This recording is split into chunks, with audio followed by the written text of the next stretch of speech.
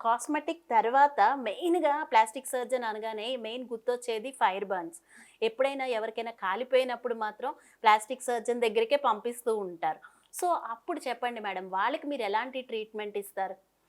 అసలు first burns గురించి సొసైటీలో చాలా అవేర్‌నెస్ కావాలండి. ఓకే. మీరొక గవర్నమెంట్ హాస్పిటల్‌లో కనుక చూస్తే, ఈ రోజుకి కూడా సూయిసైడల్ బర్న్స్, యాక్సిడెంటల్ బర్న్స్ చాలా ఎక్కువగా ఉంటున్నాయి. హ్మ్.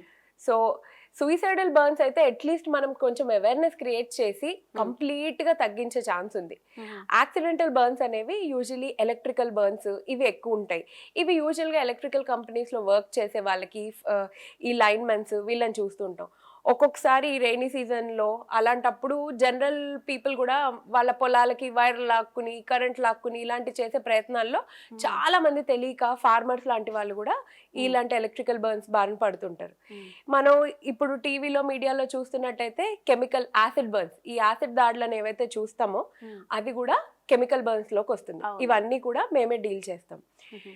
డీల్ చేయడం అంటే అసలు ఫస్ట్ ప్రమాదం జరిగినప్పటి నుంచి హ్మ్. ఆ కాలిన గాయాల్ని కంప్లీట్‌గా తగ్గించి, హ్మ్. వాళ్ళు కొన్నేళ్ళు పోయాక మళ్ళీ వాళ్ళ రూపురేఖ వాళ్ళకొచ్చి, వాళ్ళు నార్మల్ పని చేసుకోవడానికి అవసరమయ్యేది. ఇప్పుడు మొహం అది కాలిపోయాక తినడానికి కూడా చాలా మందికి నోరు గూడా తెరుచుకున్నటువంటి పరిస్థితి వస్తూ ఉంటుంది. ఓకే. అంత సివియర్‌గా కాలిపోతుంది. హ్మ్. అప్పుడు అలాంటి వాటికి మల్టిపుల్ సర్జరీస్ అవి చేసి వాళ్ళు మళ్ళీ నార్మల్ లైఫ్ వచ్చేలా చేస్తుంటాం.